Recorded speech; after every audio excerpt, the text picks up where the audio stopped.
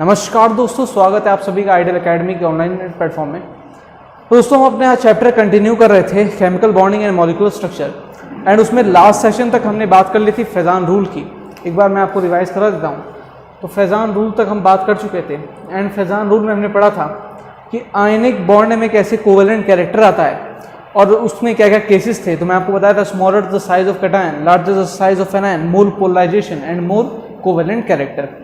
तो इन सारी चीज़ों के ऊपर बात हो गई थी और क्या क्या फैक्टर्स थे क्या जो है उसको अफेक्ट कर रहे थे आप जो है क्या क्या फैक्टर्स थे। तो कैटायन का साइज छोटा होना चाहिए, एनायन का साइज बड़ा होना चाहिए, कन्फिगरेशन ऑफ कैटायन इफेक्ट करा था, साइज ऑफ कैटायन इफेक्ट करा था, इनके ऊपर भी बातें हो चुकी थी। तो अब आगे बढ़ते हैं। तो अगला टॉपिक दोस्तों आज हम जो पढ़ने वाले हैं वो है आपका हाइड्रोजन बॉन्ड। क्या है हाइड्रोजन बॉन्ड? अब ये हाइड्रोजन बॉन्ड क्या होता है इसके ऊपर बात कर लेते हैं। तो हाइड्रोजन बॉन्ड पढ़ने से पहले हमें कुछ समझना होगा। क्या समझना होगा? तो एक क्वेश्चन को के थ्रू कंसीडर करते हैं। ये क्या है, मैं आपके सामने दो मॉलिक्यूल दे देता हूँ। ये हो गया आपका H2O का मॉलिक्यूल और ये हो गया आपका H2S का मॉलिक्यूल। तो क्वेश्चन ये है दोस्तों कि H2O का जो मॉलिक्यूल होता है या फिर H2O जो होता है वो लिक्विड फेज में क्यों पाया जाता है एंड H2S आपका लिक्विड में क्यों नहीं पाया जाता? तो इसका जवाब जानने के लिए ऑल्दो ये दोनों देखेंगे तो इसमें भी हाइड्रोजन है, इसमें भी हाइड्रोजन है and oxygen and sulphur same group के एलिमेंट्स हैं। तो ग्रुप के ऊपर हम जानते हैं कि प्रॉपर्टीज जो होनी चाहिए वो सेम होनी चाहिए। अगर प्रॉपर्टीज सेम होनी चाहिए तो अगर ये लिक्विड में एग्जिस्ट करता है तो ये भी लिक्विड में एग्जिस्ट करना चाहिए, मगर ऐसा होता नहीं है। तो ऐसा क्यों नहीं होता है? तो उसका रीज़न है ये हाइड्रोजन बॉन्ड। अब हाइड्रोजन बॉन्ड को हम समझते हैं कि हाइड्रोजन बॉन्ड होता क्या है और ये बनता कैसे है।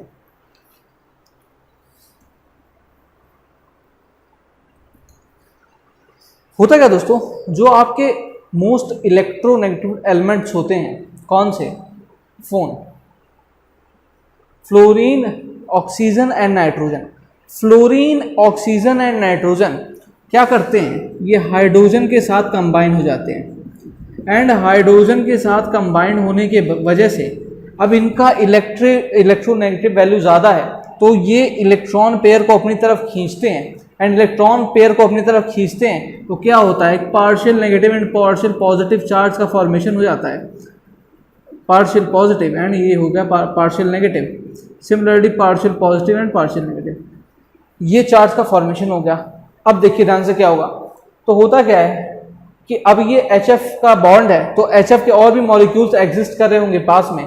तो मान लीजिए HF का एक और मॉलिक्यूल एग्जिस्ट कर रहा है तो उसके ऊपर भी सेम तरीके से partial positive and partial negative charge आता है। तो यहाँ पर क्या होगा, ये नेगेटिव पॉजिटिव में आपस में एक जो है बॉन्ड सा बन जाता है एंड ये जो बॉन्ड होता है इसी को हम लोग कहते हैं हाइड्रोजन बॉन्ड।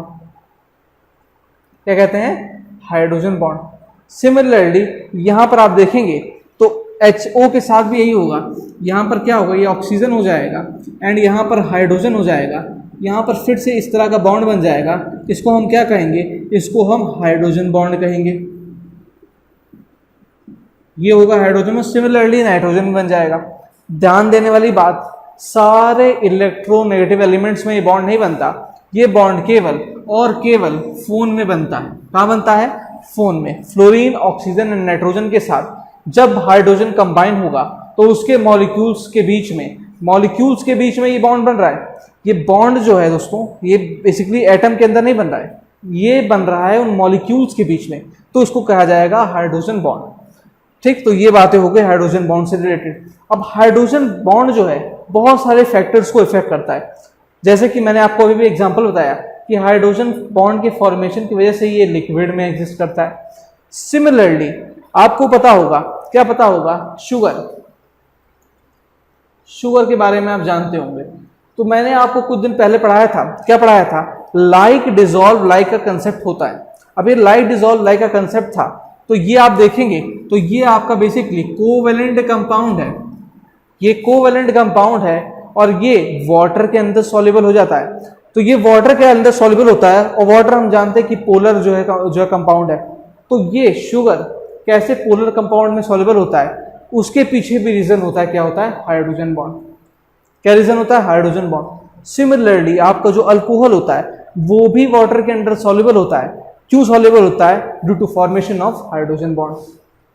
तो ये बात हो गई, जनरल बातें हो गई, हाइड्रोजन बॉन्ड को हमने समझ लिया। अब हम आगे हम बात करते हैं कि हाइड्रोजन बॉन्ड कितने टाइप का होता है। तो हाइड्रोजन बॉन्ड आपका दो टाइप का होता है। पहला टाइप का होता है आपका इंटरमॉलिक्यूलर, साथ में बोलिए इंटरमॉलिक्यूलर हाइड्रोजन बॉन्ड। पहला क्या हो गया? Intermolecular hydrogen bond. एंड दूसरा आपका हो जाएगा इंट्रामॉलिक्यूलर। क्या हो जाएगा? Intramolecular hydrogen bond.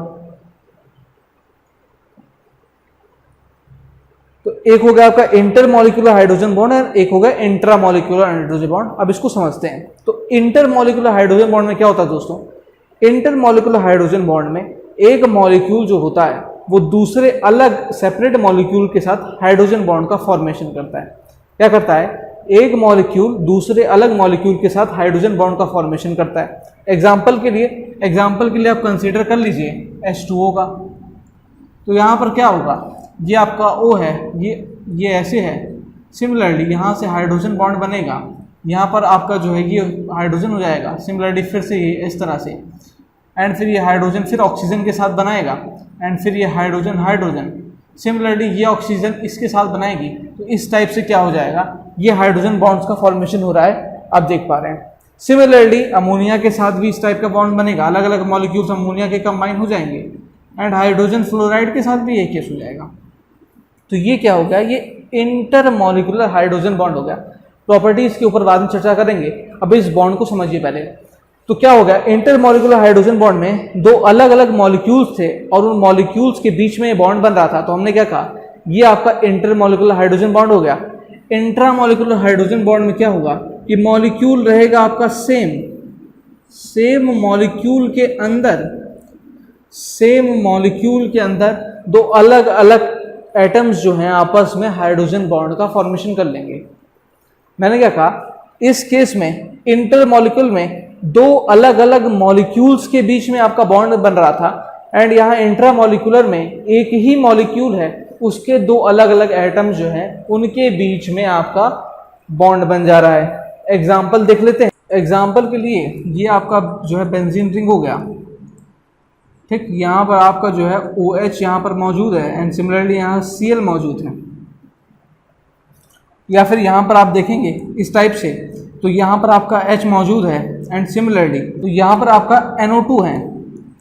तो यहाँ पर क्या होगा? ये आपका नाइट्रोजन जो है, ये जो है यहाँ पर आपका बीच में हाइड्रोजन बॉन्ड का फॉर्मेशन हो जाएगा, क्योंकि ये इलेक्ट्रोनेगेटिव एलिमेंट है, एंड यहाँ पर आपस में हाइड्रोजन बॉन्ड का फॉर्मेशन हो जाएगा। और एग्जाम्पल कंसीडर कर सकते हैं। यहाँ पर क्या ले सकते हैं? यहाँ पर आप जो है OH ले सकते हैं। सिमिलरली यहाँ पर क्लोरीन भी रहेगा, तो ये इलेक्ट्रोनेगेटिव एलिमेंट है, तो यहाँ पर भी हाइड्रोजन बॉन्ड का फॉर्मेशन हो जाएगा। तो ये आप एग्जाम्पल कंसीडर कर सकते हैं। तो दो टाइप के बॉन्ड हमने जाने कि हाइड्रोजन बॉन्ड दो तरह का होता है, इंटरमॉलिक्यूलर एंड इंट्रामॉलिक्यूलर। इन दोनों में हमने डिफरेंस को समझा एंड एग्जाम्पल को कंसीडर किया। अब इनकी प्रॉपर्टीज के बारे में बात करें। अब उसमें हम बात करेंगे कि हाइड्रोजन बॉन्ड की क्या क्या प्रॉपर्टीज हैं, मतलब हाइड्रोजन बॉन्ड के बनने के बाद क्या क्या कंसिक्वेंसेज होते हैं, ठीक है, या फिर कॉन्सिक्वेंसेज होते हैं। तो कॉन्सिक्वेंसेज को हम समझते हैं। तो दोस्तों एक बार आप याद रखिएगा, एक बात मैं और आपको हाइड्रोजन बॉन्ड के बारे में बता दूं। हाइड्रोजन बॉन्ड की स्ट्रेंथ के ऊपर क्वेश्चंस आ जाते हैं। स्ट्रेंथ के ऊपर मतलब कि किस केस में हाइड्रोजन बॉन्ड आपका सबसे ज़्यादा स्ट्रांग होगा और किस में वीक होगा। तो हमने बात की कि हाइड्रोजन बॉन्ड आपका बनेगा कहाँ कहाँ बनता है, पहले बात देख लेते हैं। तो मैंने कहा आपसे फ्लोरीन में बनेगा, फोन में बन जाएगा। दोस्तों क्लोरीन में भी बनता है, क्लोरीन में भी थोड़ा सा जो है कहीं केसेस में देखने को मिलता है, तो क्लोरीन में बनेगा। तो होगा क्या? दो फैक्टर्स हैं जहाँ पर हाइड्रोजन बॉन्ड की स्ट्रेंथ निर्भर करती है। क्या क्या फैक्टर्स हैं? एक आपका इलेक्ट्रोनेगेटिविटी पे जो है निर्भर करेगा। पहला आपका इलेक्ट्रोनेगेटिविटी पे निर्भर करता है, एंड दूसरा आपका नंबर ऑफ हाइड्रोजन बॉन्ड्स पर निर्भर करता है। किस दो फैक्टर्स पर हाइड्रोजन बॉन्ड की स्ट्रेंथ निर्भर करेगी? पहला फैक्टर रहेगा इलेक्ट्रोनेगेटिविटी, एंड दूसरा फैक्टर रहेगा नंबर ऑफ हाइड्रोजन बॉन्ड। मतलब क्या हुआ? मतलब ये हुआ दोस्तों, अगर आपसे पूछ दिया जाएगा कि HF कहीं पर आपको बना हुआ है, यहाँ पर मैं लिख देता हूँ, तो ये हो गया आपका हाइड्रोजन फ्लोराइड और ये हो गया हाइड्रोजन क्लोराइड। इसमें से आपसे पूछ देगा कि किसकी स्ट्रेंथ ज़्यादा है किसकी कम है, हाइड्रोजन बॉन्ड की स्ट्रेंथ, तो आप कहेंगे कि इसमें ज़्यादा है। क्यों ज़्यादा है? क्योंकि फ्लोरीन का इलेक्ट्रोनेगेटिव वैल्यू ज़्यादा होता है। अगर आपसे पूछ देगा कि यहाँ पर आपसे कि बता दीजिए कि इन तीनों में कंपैरिजन कर दीजिए, ये पूछा हुआ क्वेश्चन है, इन तीनों में कंपैरिजन कर दीजिए, तो उस क्वेश्चन में डायरेक्ट कंपैरिजन नहीं, नंबर ऑफ फैक्टर्स के बारे में बात किया था। तो यहाँ पर क्या होगा कि ना इलेक्ट्रोनेगेटिविटी का डिफरेंस के अकॉर्डिंगली पहले HF फिर H2O फिर NH3 आना चाहिए, लेकिन नंबर ऑफ हाइड्रोजन बॉन्ड्स सबसे ज़्यादा जो है यहाँ बनेंगे अमोनिया के केस में, देन फिर आपके बनेंगे H2O के केस में। तो यहाँ पर ये बात ध्यान देने की होती है, इसका सीक्वेंस रिवर्स हो जाता है। तो ये बात हो गई स्ट्रेंथ ऑफ हाइड्रोजन बॉन्ड की हमने बात। अब दोस्तों स्ट्रेंथ देख ली हमने, तो अब हम प्रॉपर्टीज के ऊपर बात कर लेते हैं हाइड्रोजन बॉन्ड की। तो पहले बात कर लेते हैं एसोसिएशन और डिसोसिएशन पर। Association and second one is dissociation. Association and dissociation का क्या मतलब हुआ, मैं आपको भी समझा देता हूँ। एसोसिएशन का मतलब क्या हुआ कि जैसे कि आपके दो अलग अलग मॉलिक्यूल्स थे, दो अलग अलग कंपाउंड्स थे, एंड आपने दोनों को मिक्स किया। तो मिक्स करने के बाद क्या हुआ, मिक्स करने के बाद उनके बीच में फॉर्मेशन हो जाता है किसी तरह से हाइड्रोजन बॉन्ड का, एंड हाइड्रोजन बॉन्ड के फॉर्मेशन की वजह से वो जो है मर्ज हो जाते हैं, तो उसको आप कहेंगे एसोसिएशन। ठीक, तो जहां जहां पर आपका हाइड्रोजन बॉन्ड का फॉर्मेशन हो रहा है, हाइड्रोजन बॉन्ड के फॉर्मेशन की वजह से वो दोनों आपस के मॉलिक्यूल्स आपके कंबाइन हो जाएंगे। डिसोसिएशन के केस क्या होता है, डिसोसिएशन के केस में आपका जो है डिसोसिएट हो जाते हैं आपके नंबर ऑफ मॉलिक्यूल्स। डिसोसिएट होने का क्या मतलब हो गया कि जैसे कि हमने अभी भी बात की थी, किसकी बात की थी, डिसोल्यूशन की बात की थी। मतलब मैंने अभी आपको एक्सप्लेन किया था कि किस तरह से जो शुगर है या फिर जो अल्कोहल है वो वाटर के अंदर सॉल्युबल होता है। क्यों होता है? क्योंकि फॉर्मेशन ऑफ हाइड्रोजन बॉन्ड। तो डिसोसिएशन एंड एसोसिएशन की प्रॉपर्टीज भी आपकी इंटरलिंक्ड होती है हाइड्रोजन बॉन्ड के फॉर्मेशन की वजह से। हाइड्रोजन बॉन्ड का फॉर्मेशन अगर बीच में हो रहा होगा तो आपका वो एसोसिएट कर जाएंगे कंपाउंड्स, नंबर ऑफ मॉलिक्यूल्स जो है नहीं बनेंगे, एंड अगर नहीं हो रहा होगा तो वो डिसोसिएट करके नंबर ऑफ आयंस का फॉर्मेशन कर जाएंगे। थर्ड वन हम बात करते हैं, third one melting point and boiling point. Melting point and boiling point बहुत इंपॉर्टेंट फैक्टर है, एंड ये बहुत ही ज़्यादा इंपॉर्टेंट है, हाइड्रोजन बॉन्ड पर ये बहुत ज़्यादा डिपेंड करता है। अब इसको समझिएगा, इसके दो पर्सपेक्टिव हैं। अब melting point and boiling point को समझने के लिए अभी हमने देखा कि दो तरह के हाइड्रोजन बॉन्ड होंगे, एक आपका इंटरमॉलिक्यूलर हाइड्रोजन बॉन्ड होगा और एक आपका इंट्रा मॉलिक्यूलर हाइड्रोजन बॉन्ड होगा। तो intermolecular and intramolecular hydrogen bond होता है। तो होता क्या, ध्यान से समझिएगा, इंटरमॉलिक्यूलर यानी कि दो अलग अलग मॉलिक्यूल्स के बीच में अगर हाइड्रोजन बॉन्ड का फॉर्मेशन हो रहा है तो उस केस में उस कंपाउंड का melting point and boiling point हमेशा ज़्यादा रहेगा। क्या कहा मैंने कहा कि अगर इंटरमॉलिक्यूलर हाइड्रोजन बॉन्ड का फॉर्मेशन हो रहा है तो उस केस में melting point and boiling point का वैल्यू ज़्यादा रहेगा as compare to intramolecular hydrogen bonding. मतलब जहां पर हाइड्रोजन बॉन्ड बनेगा वहां पर तो melting point and boiling point का वैल्यू हमेशा ज़्यादा रहेगा ही, लेकिन अगर जो है इंट्रामॉलिक्यूलर इंटरमॉलिक्यूलर हाइड्रोजन बॉन्ड का केस आता है तो हमेशा melting and boiling point intermolecular में ज़्यादा होगा एज कंपेयर टू इंट्रामॉलिक्यूलर। तो ये कुछ प्रॉपर्टीज एंड कंसिक्वेंसेस हो गए। और कुछ फैक्टर्स को देख लेते हैं। तो और फैक्टर हम देखेंगे तो हम बात करेंगे जो है वॉलेटिलिटी की बात करेंगे, उसके बाद आपकी फ्लूइडिटी के बारे में बात करेंगे, या फिर आप इसको जो है विस्कोसिटी भी कह सकते हैं, इसके ऊपर बात करेंगे। एंड इसके अलावा हम समझेंगे, वैसे तो हमने सॉल्युबिलिटी का कंसेप्ट समझ लिया है, सॉल्युबिलिटी के ऊपर फिर से एक बार देख लेते हैं। सॉल्युबिलिटी एंड लास्ट में हम बात करेंगे यूनिक प्रॉपर्टी ऑफ आइस की, इसके ऊपर यूनिक प्रॉपर्टी ऑफ आइस। तो ये आपका जो है सॉल्युबिलिटी ऐसे हो गया। तो समझते हैं ये तीन फैक्टर्स कैसे इफेक्ट हो रहे हैं। तो सबसे पहले बात करते हैं वोलेटिलिटी या फिर जो है फ्लूइडिटी विस्कोसिटी की। तो आप ध्यान से समझिएगा, विस्कोसिटी क्या होता है। विस्कोसिटी मतलब होता है एक तरीके का रेजिस्टेंस फोर्स। मतलब जब आपका लिक्विड फ्लो कर रहा होता है तो उस फ्लो को जो रेजिस्टेंस मिलता है उसी को हम उसकी विस्कोसिटी कहते हैं। विस्कोसिटी कम होगी, आपका लिक्विड ज़्यादा अच्छे से फ्लो कर पाएगा, और विस्कोसिटी ज़्यादा होगी तो वो कम अच्छे से फ्लो कर पाएगा। जैसे कि आप कंपैरिजन कर सकते हैं हनी का और वाटर का। तो हनी को आप रखेंगे तो वो काफ़ी मुश्किल से आगे बढ़ेगा एज कंपेयर टू वाटर, जो कि अपना रास्ता बना के निकल जाएगा। तो ये हो गया जो डेफिनेशन। अब हाइड्रोजन बॉन्ड कैसे इफेक्ट करेगा, तो आप ध्यान से समझिएगा। हाइड्रोजन बॉन्ड का फॉर्मेशन हो जाएगा तो वो क्या करेगा, वो मॉलिक्यूल्स को बांध के रखेगा। अब मॉलिक्यूल्स आपके बंधे हुए हैं, मॉलिक्यूल्स अगर बंधे हुए हैं तो उससे क्या हुआ, उनकी जो विस्कोसिटी है वो बढ़ गई। अब वो ज़्यादा विस्कस हो गए, और ज़्यादा विस्कस हो गए तो इसकी वजह से क्या होगा, इसकी वजह से उनकी जो फ्लूइडिटी है वो कम हो जाएगी। तो क्या हुआ, हाइड्रोजन बॉन्ड की फॉर्मेशन की वजह से जो आपके मॉलिक्यूल्स थे, जो कि एक स्ट्रॉन्ग बॉन्ड है, बॉन्ड के फॉर्मेशन की वजह से क्या हुआ, उनकी विस्कोसिटी बढ़ गई। विस्कोसिटी बढ़ गई। अब विस्कोसिटी बढ़ गई तो इसका मतलब क्या हुआ, उनकी फ्लूइडिटी यानी कि फ्लो करने की जो क्षमता है वो घट गई। अब फ्लो करने की क्षमता घट गई तो इसकी वजह से क्या हुआ, अब ये दो चीज़ आपको समझ में आ गई। अब देखिए स्ट्रॉन्ग बॉन्ड है, तो स्ट्रॉन्ग बॉन्ड है तो जो है वो उसके पास एनर्जी क्या रहेगा, अब जो चीज़ फ्लो नहीं कर पा रही है उसके पास कंपेरेटिवली लेस एनर्जी है, ज़्यादा एनर्जी होगी तो वो फ्लो कर सकेगी। अब एनर्जी कम होगी, अब एनर्जी कम है तो इसका मतलब क्या हुआ कि वो जो है लो वॉलेटाइल है, लो वॉलेटाइल है। तो वॉलेटाइल का मतलब जानते हैं बहुत तेजी से आपका रिएक्शन करने वाला। अब एनर्जी इनकी लो है, एनर्जी लो है, इस वजह से क्या हो रहा है, वो लो वॉलेटाइल की तरह बिहेव कर रहे हैं। तो ये फैक्टर होगा हाइड्रोजन बॉन्ड। सॉल्युबिलिटी हमने अभी तक बहुत बार देख ली। सॉल्युबिलिटी में हमने देखा किस प्रकार से हाइड्रोजन बॉन्ड का फॉर्मेशन होता है, तो इस वजह से कोई भी कंपाउंड दूसरे कंपाउंड में सॉल्युबल होता है। एग्जांपल्स मैंने आपको बता दिए हैं, इस बात को ध्यान रखिएगा क्योंकि इससे रिलेटेड बहुत सारे क्वेश्चंस आते रहते हैं। अब हम बात करते हैं एक बहुत अच्छे टॉपिक के ऊपर, वो है यूनिक प्रॉपर्टी ऑफ आइस। इसको बहुत ध्यान से समझिएगा। यूनिक प्रॉपर्टी ऑफ आइस को हम बहुत ध्यान से समझेंगे, ठीक है। तो इसको मैं इरेज करके एक बार और अच्छे से इसको समझाता हूँ आइस की प्रॉपर्टी को। दोस्तों हम बात करेंगे यूनिक प्रॉपर्टी ऑफ आइस की।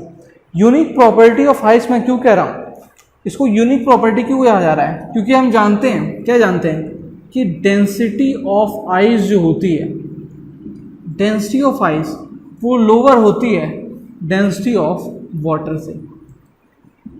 तो density of ice lower than density of water है, तो सबसे पहला बड़ा क्वेश्चन आता है कि ये कैसे हो सकता है।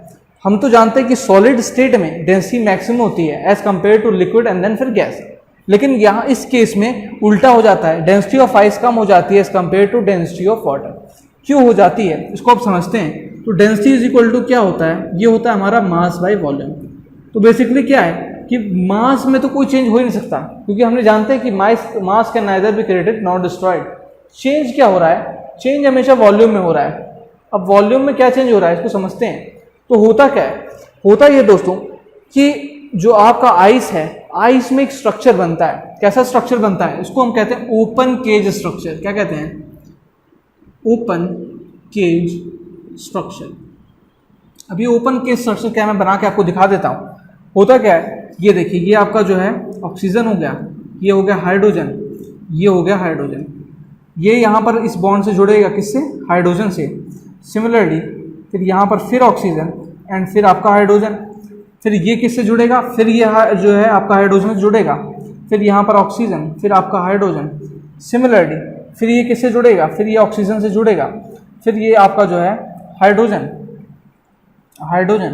ये आपका जुड़ेगा ऑक्सीजन से, एंड फिर ये आपका यहाँ पर जो है ये दोनों आपस में जुड़े रहेंगे, यहाँ पर एक हाइड्रोजन, यहाँ पर एक हाइड्रोजन। ये बेसिकली इस तरह से सिमेट्रिक स्ट्रक्चर होता है, इस टाइप से। इसको ओपन केज स्ट्रक्चर कहते हैं। यहाँ पर ऐसे होता है, इस तरह से केज टाइप का स्ट्रक्चर होता है। तो होता क्या है कि केज टाइप स्ट्रक्चर बनने की वजह से, होता क्या है, इसका वॉल्यूम बढ़ जाता है। तो मतलब क्या हुआ कि ओपन केज लाइक स्ट्रक्चर बना तो उसको कूल किया हमने, तो उसका वॉल्यूम बढ़ गया। अब वॉल्यूम बढ़ गया तो अकॉर्डिंग टू फॉर्मूला अगर वॉल्यूम बढ़ जाएगा तो डेंसिटी अल्टीमेटली डिक्रीज कर जाएगी। वॉल्यूम बढ़ेगा, डेंसिटी डिक्रीज करेगी, तो डेंसिटी ऑफ आइस हमेशा कम हो जाती है डेंसिटी ऑफ वाटर से। एक बात और आप ध्यान रखिएगा। अब क्या हुआ, अब हम इसको मेल्ट करते हैं। तो होगा क्या, जब हम इसको मेल्ट करेंगे तो मेल्ट करने की वजह से जो मॉलिक्यूल्स दूर दूर थे अब वो पास में आना स्टार्ट होंगे। तो पास में वो आएंगे तो क्या होगा, उनका वॉल्यूम कम हो रहा है और डेंसिटी बढ़ रही है। तो पास में आने की वजह से डेंसिटी बढ़ रही है, तो पास में आने की वजह से जब डेंसिटी बढ़ेगी तो होता क्या है, वाटर में मैक्सिमम डेंसिटी कब होती है, मैक्सिमम डेंसिटी होती है आपकी 4 डिग्री सेंटीग्रेड पे। तो ये सवाल भी पूछा जाता है कई परीक्षाओं में कि मैक्सिमम डेंसिटी ऑफ वाटर कब होती है, तो वो होती है 4 डिग्री सेंटीग्रेड पे। क्यों होती है, तो आपने अभी देखा कि डेंसिटी ऑफ वाटर, आइस जो है हमेशा कम रहेगी डेंसिटी ऑफ वाटर से। क्यों कम रहेगी, क्योंकि ओपन केज लाइक स्ट्रक्चर बनेगा।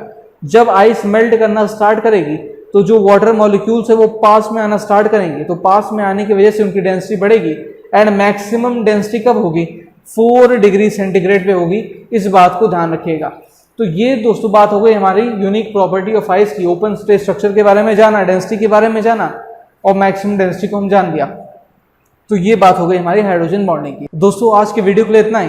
अगर आपको कोई क्वेरीज रह गई हो तो आप हमें टेलीग्राम के चैनल पर भेज सकते हैं। टेलीग्राम का लिंक मैं डिस्क्रिप्शन में डाल रहा हूँ।